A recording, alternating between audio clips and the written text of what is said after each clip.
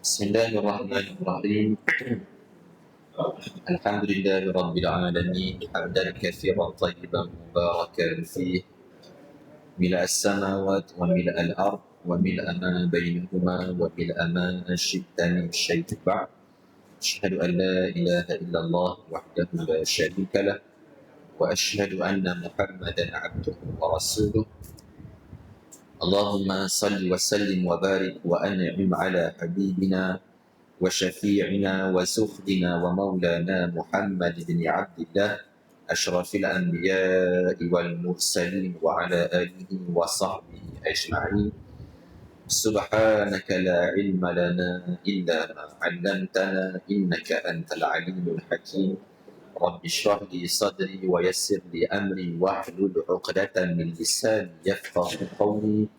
رب زدنا علما وارزقنا فهما ولا حول ولا قوة إلا بالله العلي العظيم.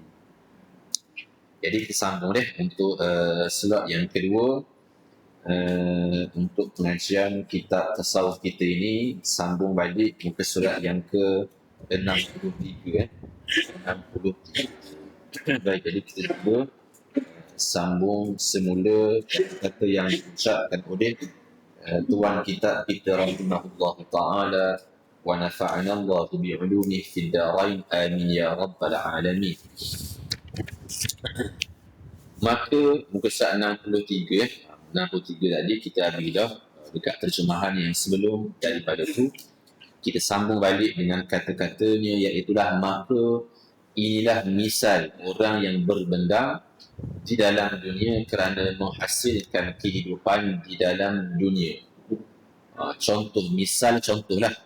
Misal iaitu contoh orang yang berbendang dalam dunia kerana menghasilkan kehidupan dalam dunia.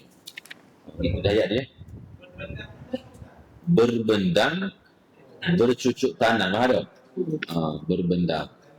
Tani Jadi perumpamaan macam yang kita bincang pada perkataan Imam Ghazali yang sebelum ni. Tiga pembahagian, adanya raja, adanya urur, adanya tamanni, adanya at-tamanni. Perbezaan antara tiga-tiga itu hampir-hampir sama lah. Yang jelas perbezaannya iaitulah ar-raja lah. Setakat kamu tengok, jelasnya raja. Yang ada sedikit perbezaan iaitu gurur dengan at-tamanni. Hampir sama. Kedua-duanya tak molek belaka. Kedua-duanya sifat yang tidak baik. Cuma nak membezakan antara kedua-duanya semacam samalah. Seolah-olah sama. Okey, jadi kita sambung balik. Dan menyebutkan pula Imam Al-Ghazali rahimahullah ta'ala akan misal, yakni contoh orang yang berbendang kerana menghasilkan pahala dalam akhirat dengan katanya. Okey, terjemahannya, maka sesungguhnya telah nyata bagimu barang siapa menanam akan iman dalam hati dan menjirus ia akan dia dengan air taat, air ketaatan tu, dan menyucikan ia akan hati daripada segala sifat yang cemar-cemar seperti ujub dan riya dan takabur dan hasad dan ghadab dan cinta akan harta dan cinta akan dunia. Ghadab maksudnya marah. Ghadab maksudnya marah. Al-ghadab, sifat tu tidak sebut sebenarnya. Sifat tu sebenarnya tidak disebutkan dalam pernyataan yang berbahasa Arab. Mungkin tambahan penulis ataupun penerjemah. Sifat al-ghadab. Al-ghadab maksudnya marah. Marah jenis marah. Al-ghadab. Tapi sifat yang diberikan contoh ini hakikatnya tidak disebutkan oleh Al-Imam Al-Ghazali. Cuma tambahan kepada tuan penterjemah. Bagi anda lebih kita kena sebut lagu sebab dia lebih bersifat jujur lah. Sebab kalau yang tuan Hasar sebut, jangan kita sebut dah. Biasanya gitu lah. Cuma mungkin nak sebut kerana nak memberikan penjelasan. Takut-takut orang anggap bahawa sifat-sifat yang diberikan itu disebut oleh Al-Imam Al-Ghazali. Tapi hakikatnya dalam penyataan yang berbahasa Arab tu tidak disebutlah, tidak disebutkan di situ. Sebab anda dengar satu kenyataan yang disebut oleh seorang tokoh mazhab Maliki yang terkenal mutaakhir ini, iaitu Syekh Sa'ad Al-Kanani. Dia tokoh daripada Morocco lah. Dia orang yang dipuji-pujian, iaitu Sa'ad Al-Kanani, seorang anak daripada Morocco. Dia digelar macam seolah-olah Imam Malik zaman ni. Macam ada bagian tu mungkin melampau lah tu macam tu lah. Tapi nak sebut sebab kerana kehebatan kan. Memang dia hafal hadis banyak. Dia ngajar tanpa melihat buku. Orang baca dia buat tanpa melihat buku, tapi semuanya datang dalam kepala. Tokoh yang masih lagi muda, masih muda daripada Morocco, dan pengajian banyak di internet, mungkin bahasa Arab, ada yang terjemah, ada yang tak. Tapi tokoh yang dianggap Imam Malik macam seolah-olah zaman ini kerana hadis yang dia hafal itu banyak. Baik, dia tegur dalam kita membuat penilaian kepada kitab-kitab yang lain. Sebab penilaian ni penting lah. Macam kitab lama, contoh macam kitab Jarwi kan, kita nak rumikan balik, nak tengok ada kesalahan yang gugur ke tak, yang satu. Maka ada orang yang kemudian dia nilai balik. Dipanggil bahasa Arab at-tahqiq. Maksudnya dia nak cuba cek pula. Ada manuskrip yang lama lah, manuskrip yang tulisan pandang tu nak murnikan balik, nak segarkan balik ke dalam bentuk yang lebih moden. Orang baca pun senang. Kalau tulisan pandang tu kita tak ada pula, dakwah tak tegak lah. Jadi ada tokoh-tokoh yang mutaakhir yang kemudian dia nilai balik. Dia cuba letak comel mula. Tertulis Syekh Sa'ad Kanani juga dia kata kalau pula contohnya dalam kitab yang asal, tulisan asal penulis, dalam kitab penulis yang asal memang ada kesilapan, contohnya memang ada silap, maka kita yang nilai balik ni kita jangan ubah benda yang silap. Sebaliknya letak di nota kaki. Contoh, satu ada salah ejaan sini, jangan betul sini, betul dekat bawah. Dan hal tu teguran dari mungkin dari sudut akademik, sebab kita nak dekat perkataan asal penulis, dan kemudian kita bagi mana bawah. Kalau penulis kata gitu lah. Tapi mungkin yang betul lain, yang betul kita kacau bawah lah. Dan kita kacau penulis sebab ada ketika mana dia memuraikan hadis, penulis yang asal tulis nama lain, nama perawi, nama seorang tokoh hadis, nama lain. Sebab sepatutnya bukan nama dia, nama lain. Tapi orang yang cek mulai, dia ubah dari nama ni, dia letak betul, letak nama yang betul. Kita mikir betul, dia jual. Sebab dia baiki yang salah, dia letak nama yang betul. Tapi kalau hilang tulisan yang asal yang dibuat oleh pengarang yang asal. Patutnya letak satu bagi sini. Kita mengekalkan kesilapan yang telah dibuat. Itu pandangan beliau lah. Pandangan yang lebih mengekalkan sudut akademiknya. Kalau begitu, cuma kena bagi mula bawah lah. Sebab nak kata kalau kita bagi semula baru, macam hilanglah ruh ataupun sifat asal tulisan pengarang yang asal. Antara cara dia laku. Mungkin ada setengah orang setuju bagi lalu lah. Tapi kalau ikut kita memikir mula betul juga. Kita bagi bukan situ, bagi dekat bawah. Sebab kan kita yang salah antara adab kita mana? Antara adab kita baca-baca ada silap contohnya. Silap ejaan ke, silap maklumat ke contohnya. Jangan padam. Jangan kita padam lah. Kita tulis macam tulis huruf Y terakhir tu, tulis la'alla sawab. Moga-moga yang betulnya ialah jangan padam dia. Dia dah itulah. Itulah kesilapan yang dibuat dan kita perbetulkan balik. Moga-moga yang betulnya gini. kita tu mungkin kita baiki, mungkin salah kita pula, salah kita tu. Jadi kita mengharapkan moga-moga yang kita baiki itu, itulah yang betul yang diharapkan, itulah cara kita beradab dengan penulis kitab yang asal. Sebab apa? Sebab dia tokoh yang terkenal, dia orang yang ada ilmu, dan potong. Semua orang besar kita boleh potong. Macam mana mengajar kita ada Safi dan Indonesia yang dikarang oleh, yang dimulaikan oleh Ustaz Muhammad bin Hashim. Dah seorang kita kata Ustaz yang masyhur lah, yang seru. Tapi bukan kata dakwah, bukan sebenarnya baik. Jadi dia Asia perkataan ahlul fitrah. Orang yang dari golongan yang tidak sampai ataupun yang tidak diutuskan Rasul pada zaman ini. Dan sepatutnya ejaannya al-fatrah. Alif lam fatrata. Tapi dia kotor lah. Tapi nak sebut ejaan yang sebenar dalam kitab-kitab yang betul, bukan fitrah, bukan ahlul fitrah, ahlul fatrah, iaitu orang yang tidak diutuskan Rasul pada zaman, yang tidak mendapat wahyu. Tapi tak apalah, manusia ada kesilapannya, kita pun ada, anda pun ada, cuma yang kita pasang lah.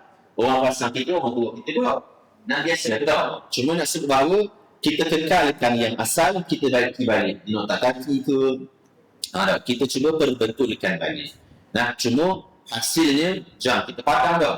Maksudnya, dia ada terdetik, wak dengar-dengar, tiba-tiba kita padamkan begitu sahaja.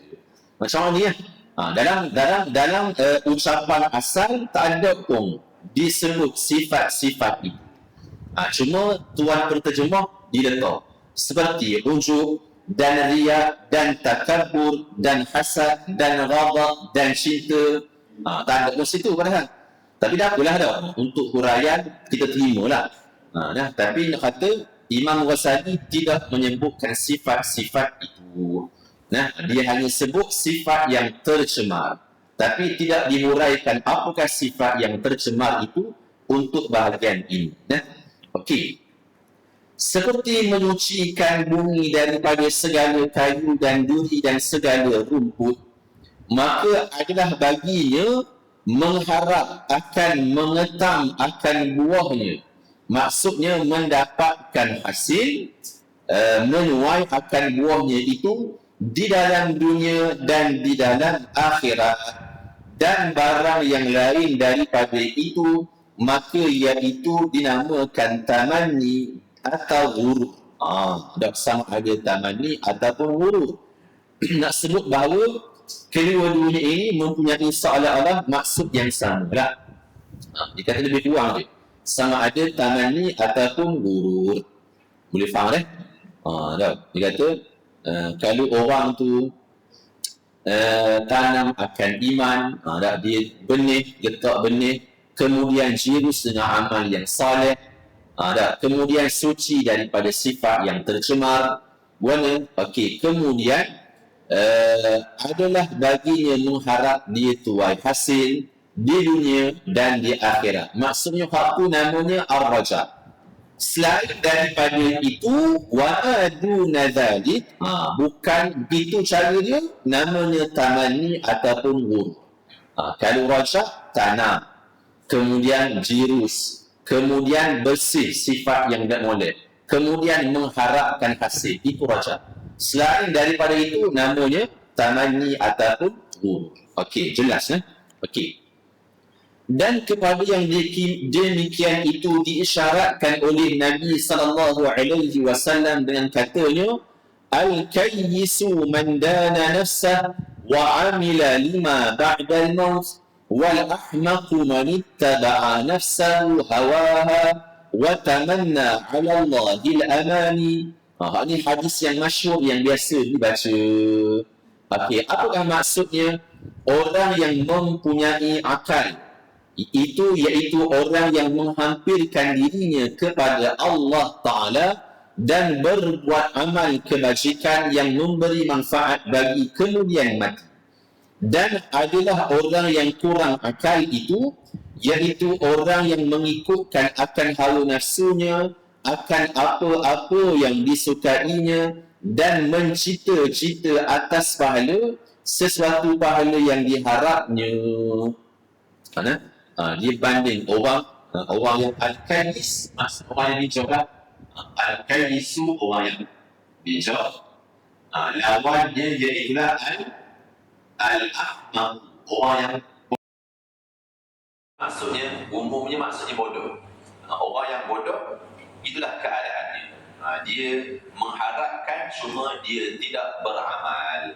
Dia mengharapkan, dia ikutkan nafsunya dan dia cita-cita atas sesuatu, tapi tidak beramal. Sebab apa? Kerana ikut nafsu. Boleh? Dah rasanya dah. Boleh berhenti dah kita rasanya. Okey, boleh kan? Kenyangkan semua dah.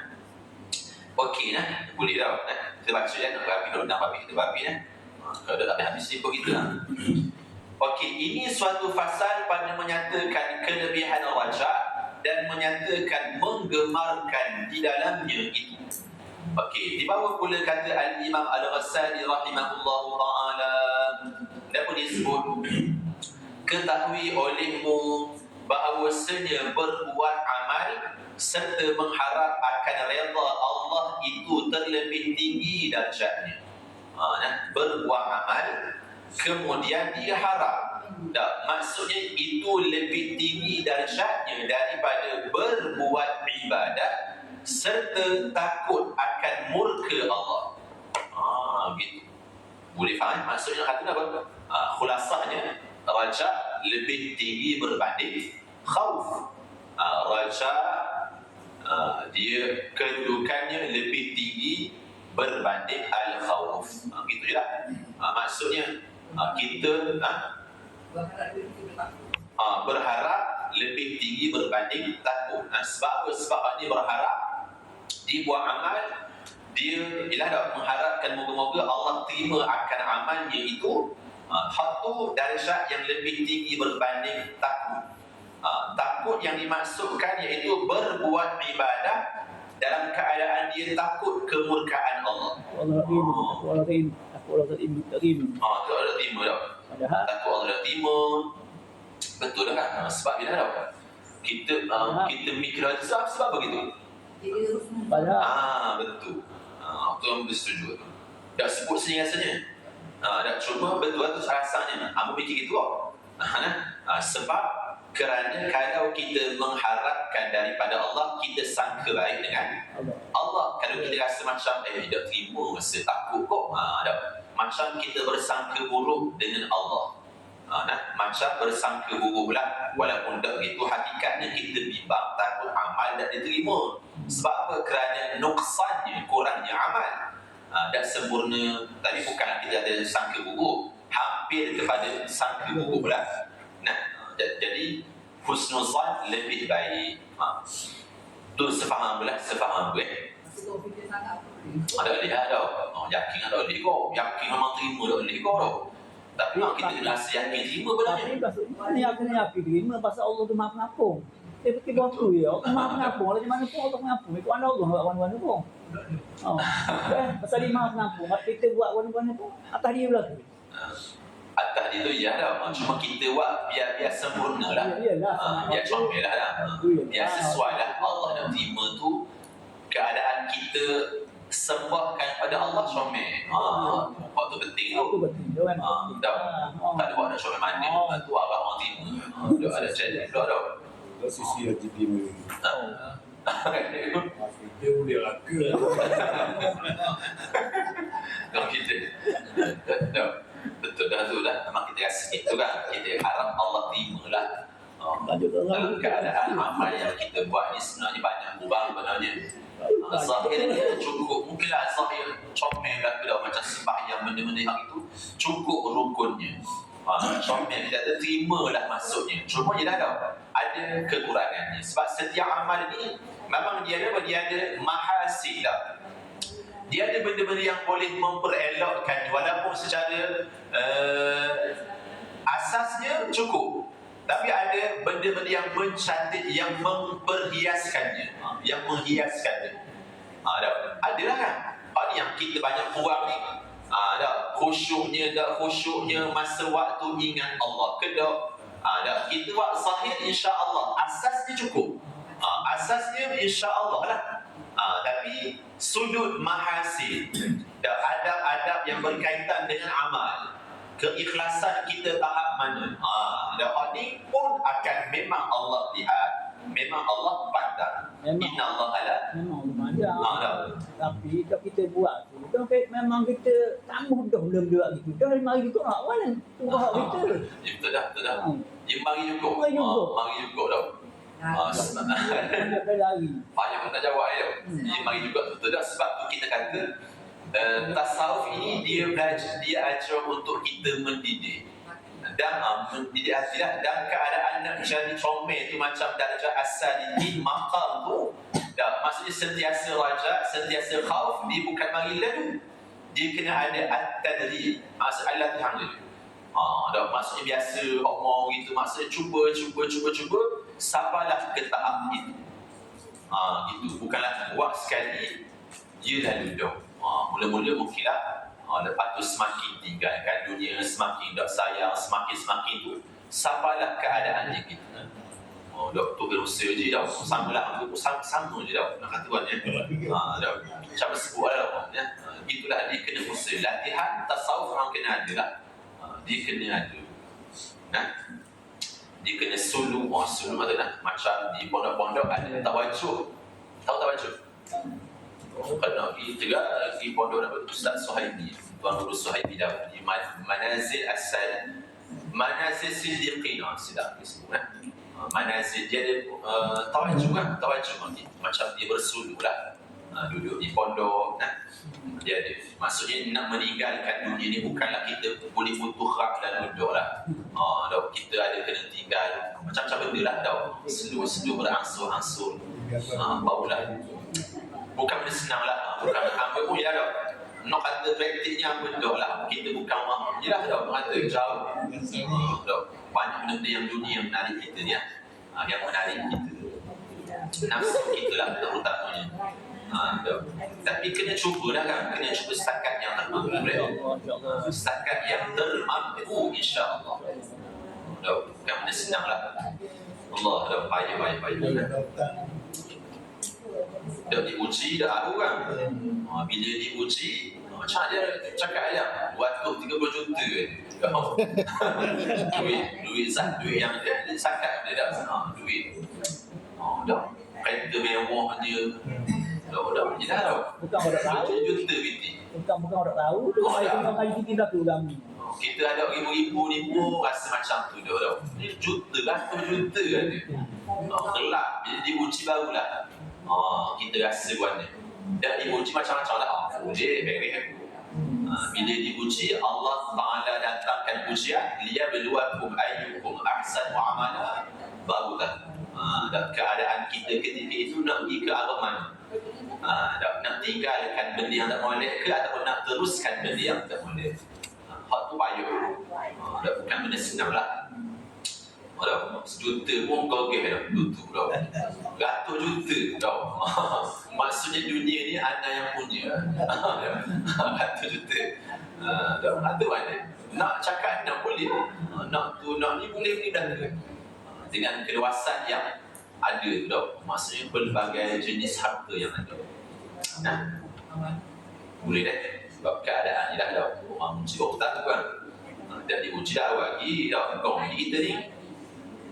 Okey jadi itu yang disebut oleh Al-Imam Al-Ghazali rahimahullah ta'ala. Mana adik? Okey. Padahal setiap yang Allah uji itu sepatutnya Allah tahu bahawa mampu mengatasinya sepatutnya. Betul dah. Betul. Kalau itu ayat la yukallifullahu nafsan illa wus'aha gitu kan. Tapi macam mana ya kita tak mampu nak mengatasi? Sebab apa?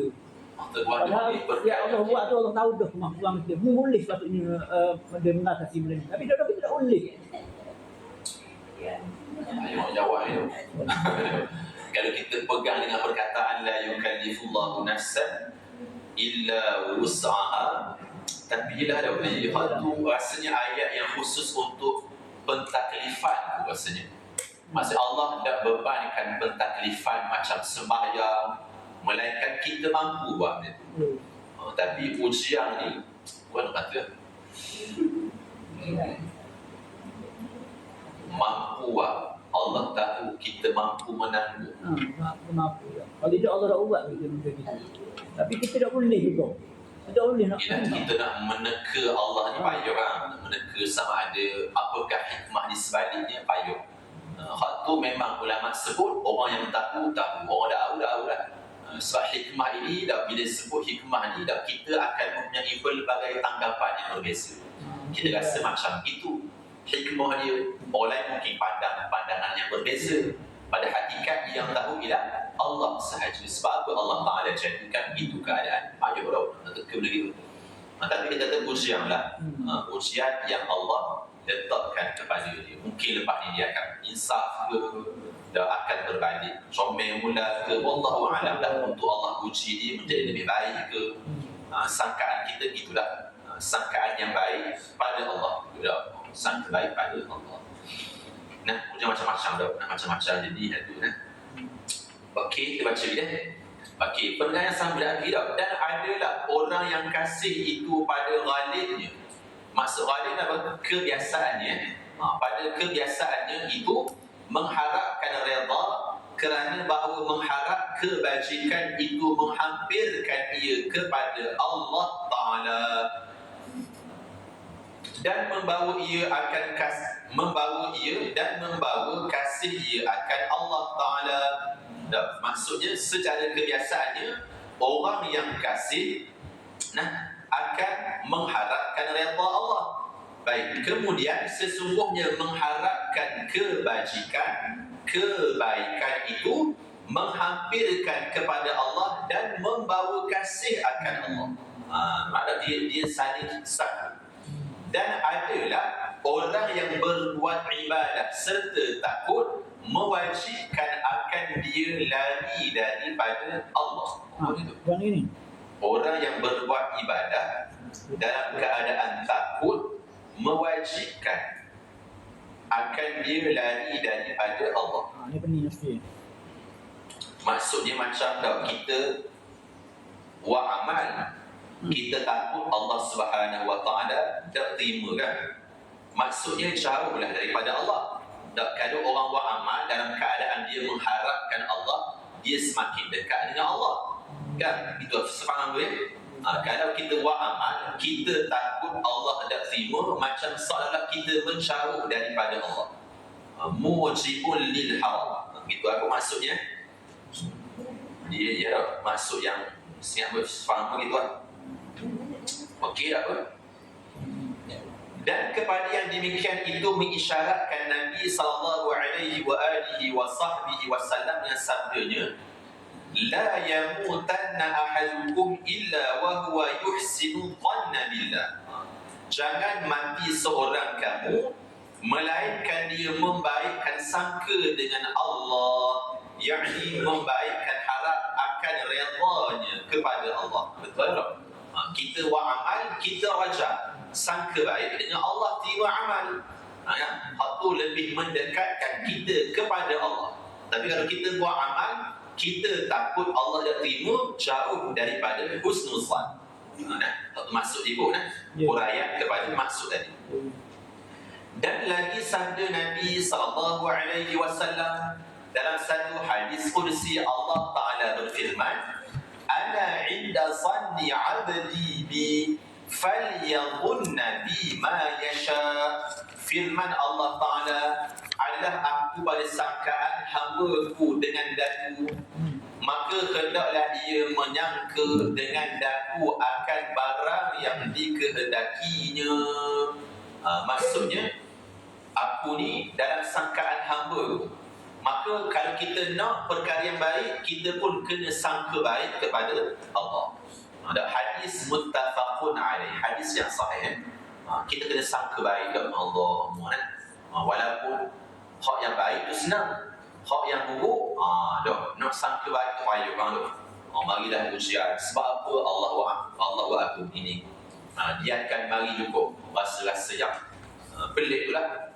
Dah bagi ujian kan, tak sangka baik, payah dah. Nak rasa sangka baik, ujian yang berlaku yang berat, dah. Kita nak sangka baik, nak palingkan ujian tersebut kepada sangkaan yang baik pada Allah. Payah pun. Kan? Sebab kita melihat perkara yang zahir sahaja. Tapi itulah yang Nabi sebut, yang Allah Ta'ala sampaikan ke Nabi. Sangka baik dalam semua keadaan. Maka kita ucapkan macam Nabi sebut, kalau kita dapat perkara yang baik, apa? Alhamdulillah. Profesinya apa? Kalau kita boleh nikmat yang baik, alhamdulillah. Bi ni'matihi tatimmu. Dah ingat dah. Baru nak jadi ulama dah. Tatimmu as-salihah. Tatimmu as-salihah. Maksudnya kalau kita boleh nikmat yang baik, maka ucapkanlah, Nabi sebut, alhamdulillah bi ni'matihi tatimmu as-salihah. Kalau boleh perkara yang buruk, alhamdulillah. Nak kata memang kita dah sangka baik Allah, hak ni hak boleh hak baik, sebutannya pun dimulakan dengan alhamdulillah. Kalau boleh perkara yang buruk pun apa? Nabi pun sebut juga alhamdulillah. Cuma belakangnya apa? Ala kulli hal, dalam semua keadaan. Kalau hak buruk ni, tapi mula-mula sekali Nabi akan ucapkan segala puji-pujian hanyalah untuk Allah. Kalau kata mau kampung, mak dia mati, alhamdulillah lah kau dikubur. Tapi ada ucapan-ucapan yang tentulah kan, sesuai dengan keadaan lah. Tapi nak sebahu kalau ujian, itulah antara ucapan yang Nabi tetap sebut alhamdulillah. Nak kata sangka baiknya Nabi kepada Allah. Kita banyak sebut begini kan. Tapi orang dah faham tak boleh. Dah faham. Mak saya sakit, alhamdulillah, tak ada. Malu lah kita. Betul dah ucapan dia.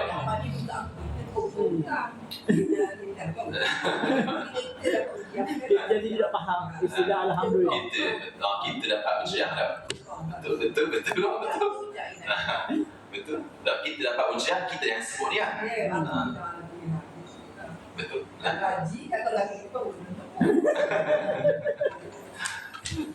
Ucapan tu kena ya, ada ucapan yang tertentu lah. At-Taji. Ini diri sendiri kata, untuk diri sendiri kata. Ujian yang Allah, ujian itu terang. Ujian kita menguruskan mak yang sakit, ujian terang. Tapi dia sebutlah alhamdulillah dulu kan. Tapi nak sebut bahawa ujian itu berlaku kepada orang, tapi tetap terkena kepada kita juga kan. Uruskan macam-macam lah berat juga ujian tu. Biasanya hidup kita mungkin lapar, tapi bila mari ujian itu, kita kena uruskan, dah sempit sikit lah. Bagaimana upaya kan. Okey boleh? Tapi tak apalah, tak ada. Pangkalnya sebut alhamdulillah lah ke benda-benda sangka baik kepada Allah Subhanahu wa Ta'ala. Okey. Kemudian dia bagi yakni hendaklah ia berbuat ibadah serta ia mengharap akan redha-Ku serta membaikkan sangka akan daku bahawa memberi aku akan dia, maksudnya Allah lah yang memberi kepada dia akan kebajikan di dalam dunia dan juga di dalam akhirat. Semuanya Allah laku-laku, baik buruk akhirat ke dunianya datang daripada Allah. Sebab tu nak sangka buruk dah ni. Sebab Allah dah terikat macam kita. Dah kita kalau buat jahat ada hukumnya, dah ada dosanya, buat baik ada kebaikannya, ada pahalanya. Allah dah gitu. Dah sebab nak meneka sebab apa Allah buat gini ke kita. Payung. Dah sebab Allah dah terlibat dengan benda gitu. Dah terlibat. Sebab apa Allah jadikan aku keadaan aku gini. Dah payung. Sebab Allah dah terlibat dengan benda-benda macam kita yang ada pentaklifan. Dah buat kita kata itulah ketetapan yang Allah putuskan kepada kita. Dah kata buat juga dah. Kata dosa Allah bagi dia. Mana ada dah. Allah dah terlibat begitu kan. Kita yang menguruskan kehidupan kita dengan baik. Baik, okey lagi. Dan adalah pada satu masa bahawa Nabi SAW atas seorang laki-laki yang sangat sakit yang hampir putus rohnya. Benda ni kisahnya. Dan bersabda ia dengan katanya, terjemahannya, betapa engkau dapat akan dirimu itu. Maksudnya Nabi masuk kepada orang lelaki yang sangat sakit, yang nak hampir mati. Nabi pun sebut, guana kamu dapati dirimu sekarang. Okey. Maka lelaki pun tu sebut, adalah aku akan dapat akan daku. Nak ayu. Jadi penting tadi. Takut akan dosaku dan aku mengharap rahmat Tuhanku. Senang bahasa mudahnya. Bahasa Arab kata, ajiduni akhafu dhunubi. Aku rasa diri aku ni takut akan dosa. Dan aku mengharapkan rahmat daripada Tuhan. Dah, orang nak mati biasa dah. Nak mati, nak hampir, dah. Sampai dah. Aisyah dia contohnya dah, nazak dah. Dia pun takut dosa yang ada. Dah. Dan dia tentunya ketika itu mengharapkan rahmat Allah Subhanahu Wa Taala. Dah. Kalau nak mati dia dah rasa benda kan. Takut dosa yang dia buat. Mari dah ke hak yang mungkin sebelum ni dia buat jahat orang, dia kata keji orang. Maka ketika itu dia betul-betul mengharapkan rahmat Allah. Maka sabda Nabi, tiada berhimpun kedua-duanya dalam hati hamba Allah dalam tempat ini melainkan Allah memberi akan dia barang yang diharapnya dan mensentosakan dia daripada barang yang ditakutinya. Maksudnya kalau begitu masa nak meninggal, kita rasa begitu, mengikut sabdaan Nabi ini, Allah akan berikan apa yang dia nak dan Allah akan hilangkan ketakutan yang dia takut. Tapi orang bukan mati di belakang. Maknanya ni kita tak, maknanya kalau kita dah hampir mati, buang ketakutan, maknanya rojak je. 100% kita jadi mengharapkan kebaikan Allah, ampuni kita, Allah beri rahmat kita dan itu je. Kalau rojak saja. Sebab orang kan tadi kata tidak akan berhimpun dua ketakutan tu. Faham. Jadi sebenarnya ayat bahasa Arab gitu kan, ayat terjemahan gitu kan. Kira gini, dia kalau bahasa Arab ni dia terjemah bahasa Melayu dia lain sikit. Dia kalau ikutkan ada dua kata sendi kena bahasa Melayu kan. Mula-mula disebut tidak akan berhimpun masyatama'a. Mencuba mudahkan ya. Tentu kedok, bukan tentu kedok. Bahasa membulidak orang faham kedok ni. Baik, dia bermula dengan tidak Okey, tidak ni maksudnya menafikan dulu benda sesuatu illa kemudian melainkan pula. Okey, bukan nak nafikan salah satu kan. Dia bukan nak nafikan bahawa tak adanya takut, hanya yang tinggal hanya rajak sahaja. Sefaham tu bukan gitulah. Sebab kalau ikutkan Nabi sebut majtama'an, tidak akan berhimpun dalam hati seorang hamba ketika sedang keadaannya begitu, melainkan Allah akan beri apa yang dia harapkan, Allah akan amankan apa yang dia takut. Maksudnya seorang hamba kena berhimpun kedua-duanya. Rajak pun kena, khauf pun kena. Sebab apa? Kalau kita harapkan sahaja rahmat tanpa takut dosa yang lalu, tak jadi. Sebab Nabi sebut tidak akan berhimpun keduanya. Maksudnya dia manukan nak menafikan dua-dua. Nak kata bahawa kalau bila keadaannya, insya-Allah Allah akan berikan apa yang dia harapkan, Allah akan hilangkan apa yang dia takut. Faham begitu lah. Sebab dia bermula dengan dulu, nafikan dulu, tapi bukan nafikan kedua-duanya, bukan nafikan salah satu daripadanya. Sebab dia disebut oleh lepas tu, melainkan Allah beri yang dia harap, Allah akan amankan apa yang dia takut. Dua-dua lah. Maksudnya rajak kemudian khauf. Ya dah, kalau masa mati gitulah keadaannya kok. Wallahu a'lam. Kita ni dah ulah gunakan mati bukan dilaka kita ni. Dah mati dah sedar banyak. Mati aksiden tiba-tiba banyak. Hak ni mungkinlah masa nazar. Masa kita perasan, kita sedar. Dan roh nak dicabut daripada badan kita. Tapi dah bukan semua keadaannya gini. Bukan semua orang comel berlaku gini. Dah tahulah perakhiran kita lagu-lagu mana. Tapi Nabi sebut begitulah, berpandukan hadis yang sanadnya jayyid. Sanadnya kita kata boleh diterima lah. Boleh tak? Betul lah ni maksud apa ni? Sefaham begitu lah. Melainkan Allah akan beri yang dia harap, Allah akan tolak amankan apa yang dia takut. Kan? Dia dah mati kan, dah mati. Bukan lagi ni hopok kita kan. Kadang-kadang dah sedar banyaknya kan. Mati tiba-tiba, mati dalam puncak pun, mati tengah-tengah lara pun ada kan. Kalau ni ialah mungkinlah masa nak dicabut nyawa tu, dia mengharapkan rahmat Allah dan dia takut Allah seksa dengan dosa yang telah dia buat. Boleh dah? Okey, nak pergi. Dan lagi sabda Nabi SAW, hadis yang sahih. Kita baca je terjemahan. Bahawa adalah seorang laki-laki menghutani akan manusia. Dia berhutang.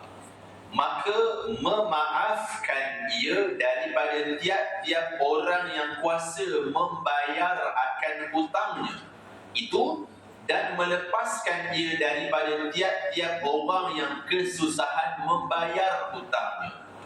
Apa ni? Dia kata seorang laki-laki, dia ada hutang. Bukan ada hutang. Dia bagi hutang orang. Dia ada hutang orang. Dia bagi hutang orang. Dia bagi hutang orang. Okey. Betul. Okey, dia ada hutang orang. Dia ada hutang orang. Dia maafkan juga orang yang ada bintik nak bayar. Tak apalah, tak bayar lah. Orang ada bintik tak apalah. Aku beres je. Kemudian dia melepaskan orang miskin pun, dia pun melepaskan hutang yang orang tu. Beres berlaku maksudnya. Walaupun kedua-dua keadaan, miskin pun dilepas, orang kaya pun dilepas. Dah baik. Maka mendapatkan ia akan Allah Ta'ala, maksudnya dia temu Allah Subhanahu Wa Ta'ala. Kemudian daripada matinya, padahal maksudnya dalam keadaan. Bahasa kita lama itu lah. Padahal sebenarnya dalam keadaan, bukan padahal macam kita faham padahal kita ni lain maksudnya kan. Padahal mungkin situ apa? Maksud kita lain. Maksud kita dalam keadaan. Sebab apa? Sebab ayat bahasa Arabnya padahal filhal, dalam keadaan. Hal keadaan lah. Cuma kita bahasa Melayu, padahal buat gini boleh lah. Waktu kita lah. Bahasa kita dalam keadaan. Okey, nampak ni mana ni? Okey, dalam keadaan tiada ia berbuat amal kebajikan sekali-kali yang lain daripada yang demikian ini, maka firman Allah Ta'ala, siapakah yang terlebih berhak dengan demikian itu daripada kami? Maksudnya sambungan dia. Sambungannya artinya, maka Allah memaafkan daripadanya akan segala dosanya. Gitu. Kerana baik sangkanya akan Allah dan baik harapnya akan Allah, bahawa ia memaafkan daripadanya akan dosa itu, serta ia bapa daripada taat, yakni serta ketiadaan amal kebajikan. Gitu. Maksudnya hutang, kaya ke, miskin ke, kita pun memberi. Maksudnya kita lepaskan semua, biarlah tak bayar pula. Dia temu Allah dalam keadaan tak ada amal yang baik. Gitu. Maka Allah Ta'ala ampunkan dia segala-galanya, dan maafkan dia sekalipun dia seorang yang muflis ketaatan, ketiadaan amal yang baik.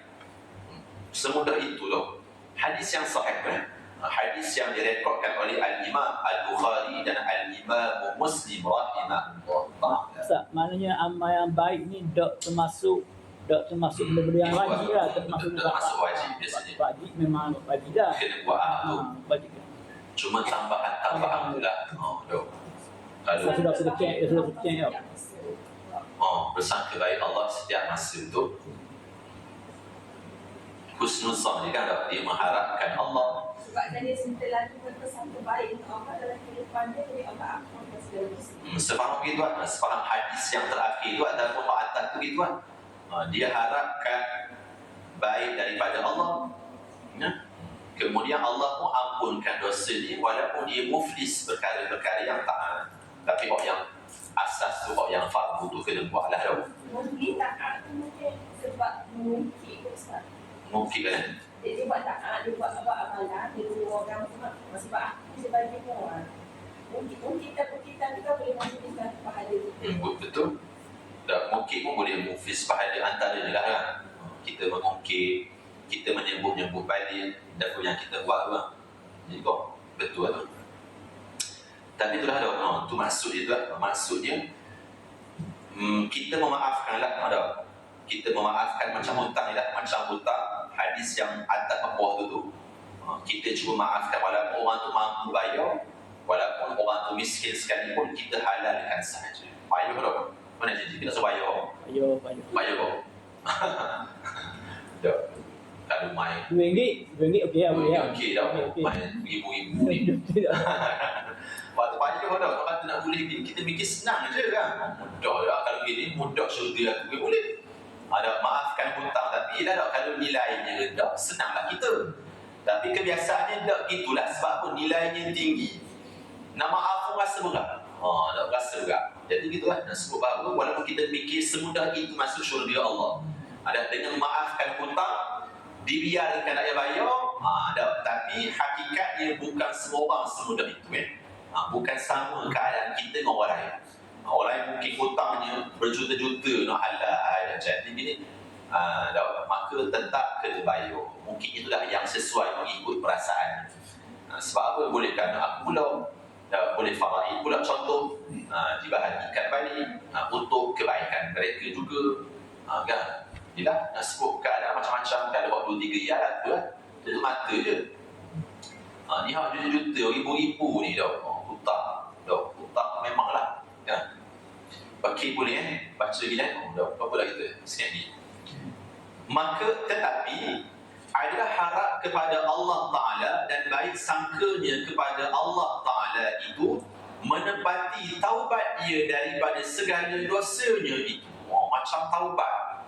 Kita sangka baik ni seolah-olah macam taubat daripada dosa.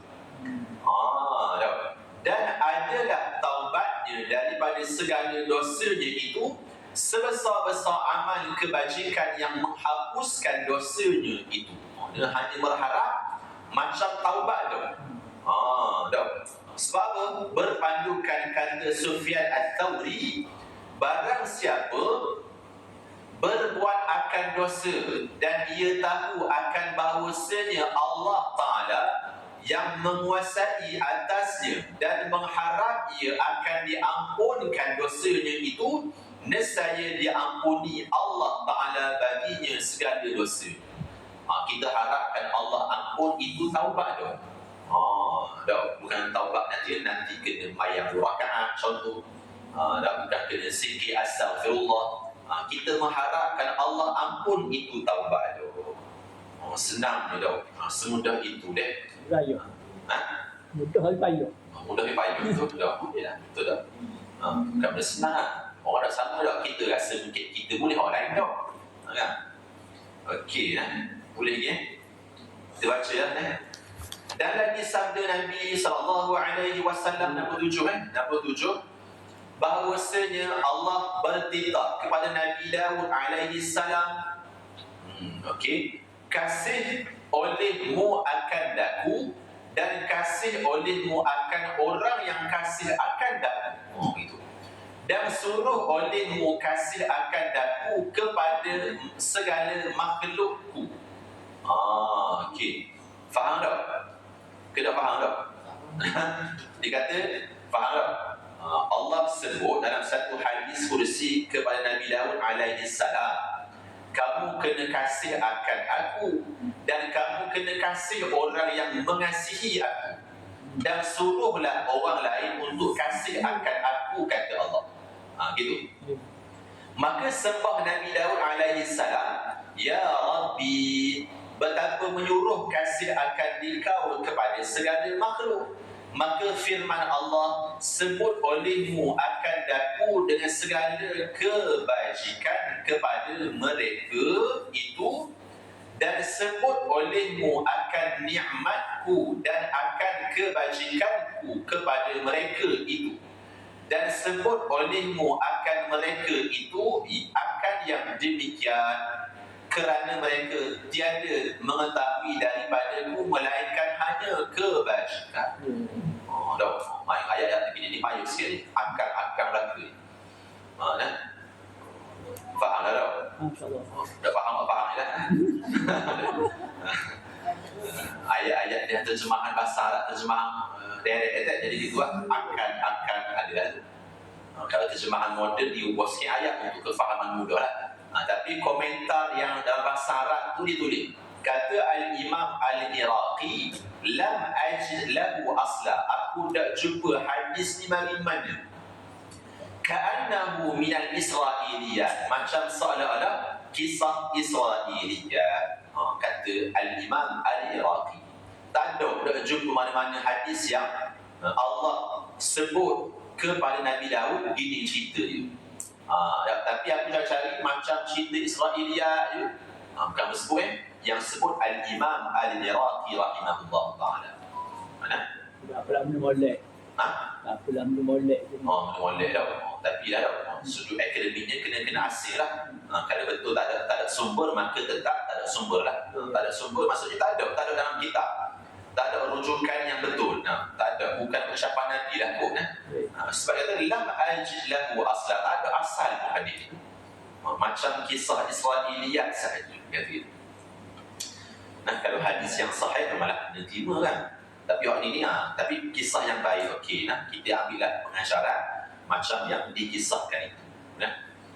Dia kata dia kata ceritalah kebaikan aku kepada makhluk dan nikmat-nikmat aku kepada makhluk, supaya mereka itu tak kenal aku melainkan sesuatu yang molek, yang comel. Allah ni molek. Sebab apa?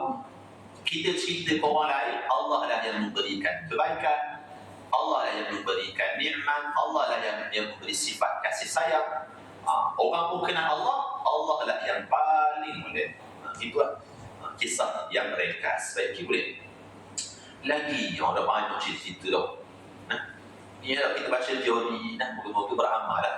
Moga-moga beramal. Kadang-kadang kita baca je. Okey, lagi kata Al-Imam Al-Ghazali, sikit di bahasa Arab, dan adalah dilihat oleh seorang akan Abbad Ibnu Abi Ayyash dalam tidurnya setelah kewafatannya. Orang tengok masa dia tidur, orang tengok dalam tidur setelah wafat. Okey, masa wafat dan masa mati tu kan.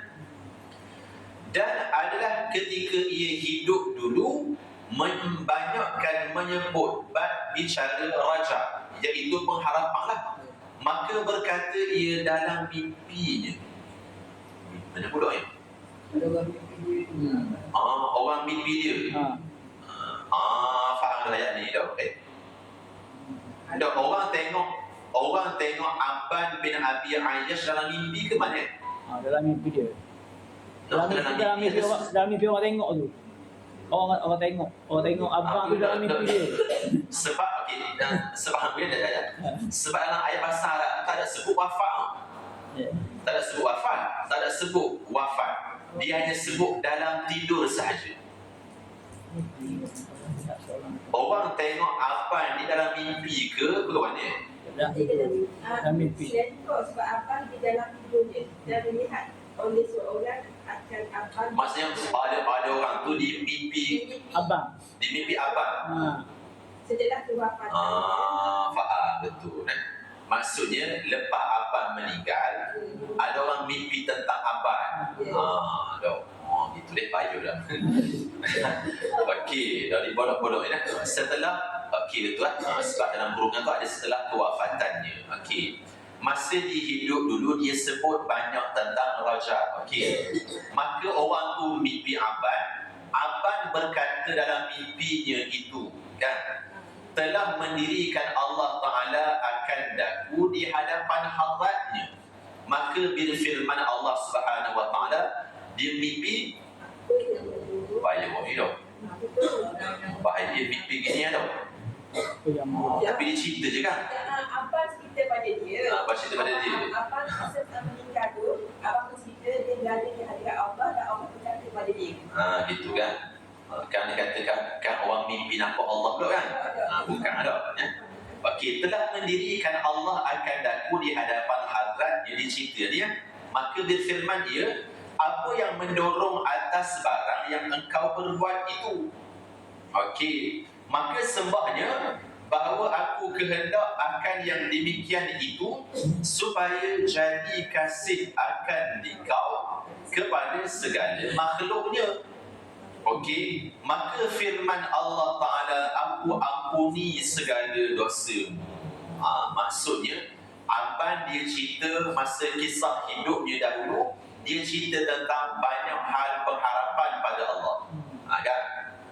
Jadi Allah tanya ke dia, sebab aku buat gitu. Kemudian balas Aban, orang tu mimpi, orang tu cerita ni. Balas Aban, aku nak biar orang kenal engkau ya Allah dengan cara orang sayang kamu. Ya, aradtu an uhibbaka ila khalqi. Aku nak perkenal kamu ya Allah kepada orang lain dengan cara orang sayang kamu Allah. Maka kata Allah Subhanahu Wa Taala, aku ampunkan bagimu segala dosa. Adalah hanya cerita pengharapan sahaja. Kalau ikut kisah ni lah. Tahu, boleh Okey, lagi nak baca ni tahu. Okey, kata Sayyidi Syekh Abdul Wahab Asy'arani, kitab dia orang marah baca di Masjid Surah Al-Asir, apa kitab apa? Kitab bab dosa kenapa? Bukan, Al-Kabair bukan. Wahab Asy'arani. Okey, telah diambil janji oleh segala guru kami atas kami bahawasanya kami membaikkan sangka kami kepada Allah Ta'ala dan bahawa jangan kami menjahat sangka kepada Allah, dan jikalau kami berbuat daripada beberapa maksiat orang yang ahli Islam yang kami berbuat sekalipun. Dia pula ni mengelak. Okey, okey. Dia kata kalaulah kami melakukan maksiat yang diperbuat oleh orang Islam sekalipun, kami tidak akan melakukannya. Tidak akan berbuat sangka. Tidak akan. Tidaklah berbaik sangka pada Allah walaupun orang itu melakukan maksiat sekalipun. Jangan mencuba faham ya. Ayat atas tu baik je. Sangka baik dan jangan sangka buruk. Cuma lepas tu, okey, jikalau kami berbuat daripada beberapa maksiat orang yang ahli Islam yang kami berbuat sekalipun. Kalau kita buat salah, buat maksiat sekalipun, kita tetap bersangka baik pada Allah.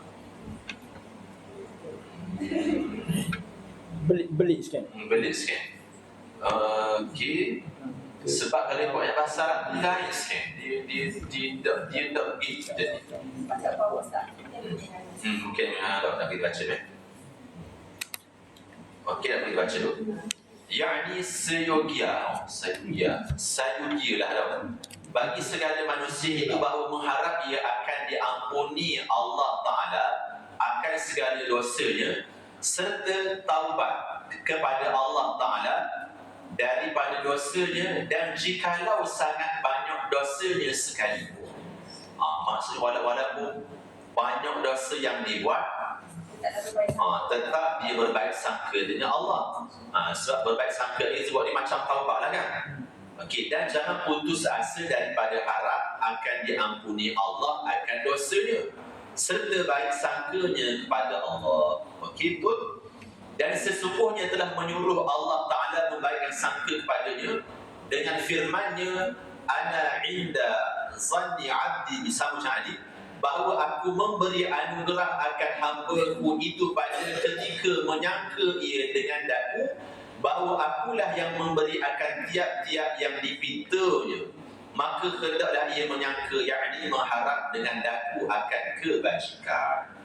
Okey, faham?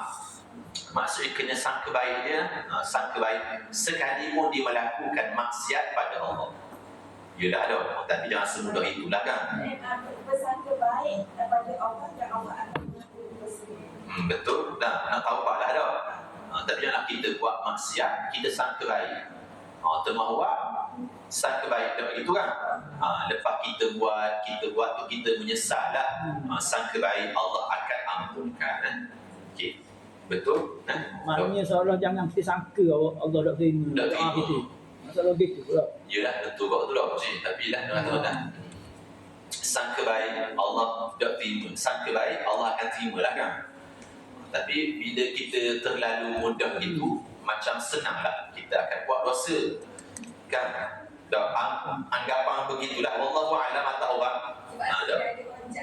Kena ada rajak pengharapan tu, ialah dah khauf tu kena ada lah kan. Khauf tu takut pada Allah, ialah dah kena ada lah, kena seimbang lah. Kenapa kita taubat? Sebab kita takut Allah tidak mengampuni kita. Tapi pengharapan tu sendiri.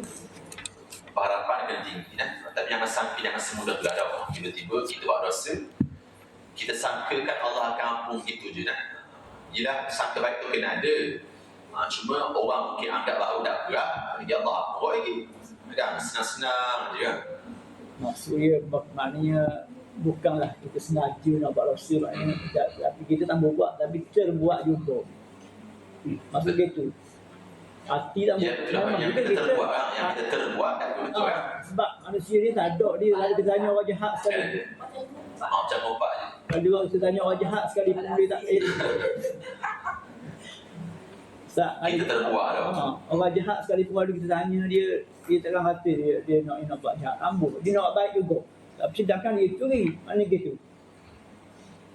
Kalau tanya orang nak curi, ambuh. Tapi pergi curi kau.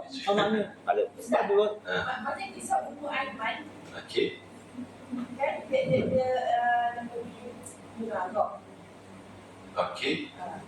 Tapi dia bertaubat, lepas tu dia minum arok lagi. Dia bertaubat, dia minum arok lagi.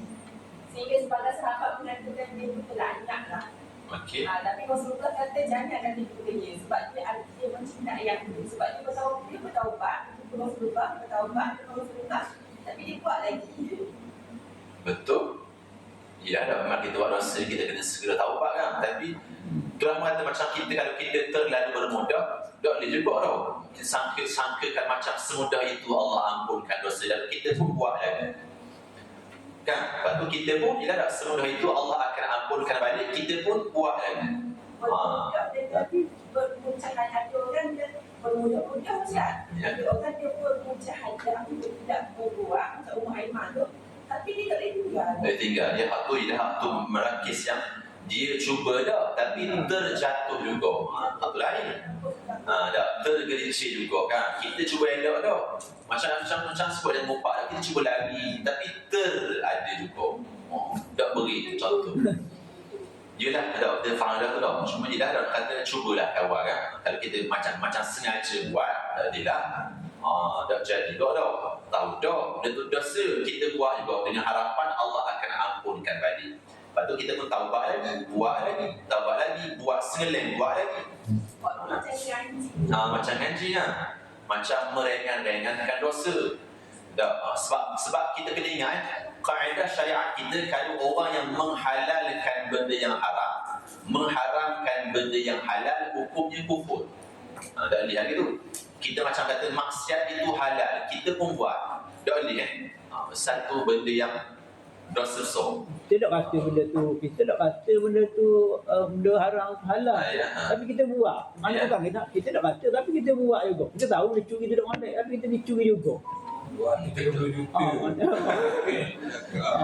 Tidak sama tidak sebut, tapi mungkin jiwanya. Lah Allah anak intiqadnya, dia anggap benda tu mudah ringan. Ringan bagi dia, boleh buat. Sama begitu. Cuma kita takut masa dia buat tu habis umur. Takut begitu. Kalau selepas dia buat tu ada umur lagi tak lagi. Jangan lagi dia tobat. Sebab tu ada ulama kata perkeraslah dengan diri kita, tapi berlebihlah dengan orang. Kalau kita tengok orang buat maksiat, kita berlembutlah fikir bukan niat dia. Dia maksiat dia dah mau syahadah tapi dia buat juga. Tapi dia pergi putih, dia tegas. Jangan buat. Betul kok, betul. Betul juga tu Setuju, betul. Setuju. Kerap dengan diri kita tau. Orang lain kita berlembut. Okey, dalam setengah keadaan lah kan. Taklah semua kot tau. Tapi kalau berlembut sentiasa, dah jadi juga lah bagi aku lah. Jangan mengata lah. Jangan mengata tu. Kata tu ya tak kita tuduh orang. Tapi yelah, hamba baca di dalam kita mungkin dah ada pembacaan hamba ni macam-macam meliputi dah. Nak kata macam kita jangan judge orang tu, ada sebahagian yang betul, ada sebahagian yang tidak sebab macam fatwa Mesir dia tidak putuskan secara mutlak gitu. Dia kata kena bijak juga kita pun kan. Kita kena tengoklah kalau orang tu terbiasa buat, memang biasa buat jahat umum, sangka baik itu kena ketepikan dulu. Biasa buat umum, memang biasa curi umum. Jadi kita nak terlalu berlembut, bersangka baik, tak boleh juga. Kan? Fatwa Mesir sebut itu ada panggil husnul tafattun. Kita kena bijak sikit mikir. Nak alihkan sangka baik itu bukan sangka buruk tu. Cuma kita kena seimbang lah. Kan? Sentiasa buat jahat dia ni. Kita mikir tak apalah. Biarlah dia. Buat umur. Tak apalah, biarlah dia. Tak jadi pun. Kan?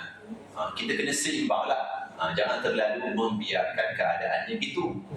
Contoh yang diberikan oleh fatwa Mesir, macam kita melihat orang yang lalu dalam depan rumah kita, bagi orang kan indah. Tak apalah, dia mari nak jalan je pun. Kadang sekali kena curi barang kita. Tu contoh yang dibuat oleh fatwa dah. Kita kena sangka sikit. Walaupun tak sangka buruk, sangkakan perkara yang mungkin berlaku. Bagi umur ni. Kan ini mari esok ada pula. Lusa ada pula. Contoh. Kena berjaga-jaga pula. Kalau terlalu berlembut, maka mungkin kita pun akan mendapat kefasadan yang sama. Memang itulah dah. Berlembut tu ialah dah. Jangan kata orang, jangan judge orang betul dah. Cuma ialah dah kena seimbang lah. Kena seimbang. Kau boleh kita. Bila ada apa-apa orang habis dah kita ni. Boleh faham tak ini dah bermasa InsyaAllah boleh sesuatu ada yang lebih, ada yang kurang, minta maaf banyak. Yang kurang tu boleh tambah lah. Baca lagi yang kurang tentang dalam ni bab ni. Ayat-ayat yang mungkin agak-agak melirukan sikit. Dalam pendek tu bab pendek ni. Lepas tadi ni Kan? lepas tadi lagi. Ketah ni lagi. Oh. Lepas sekali yang ni. Tak apalah bawa dulu dah ada ni.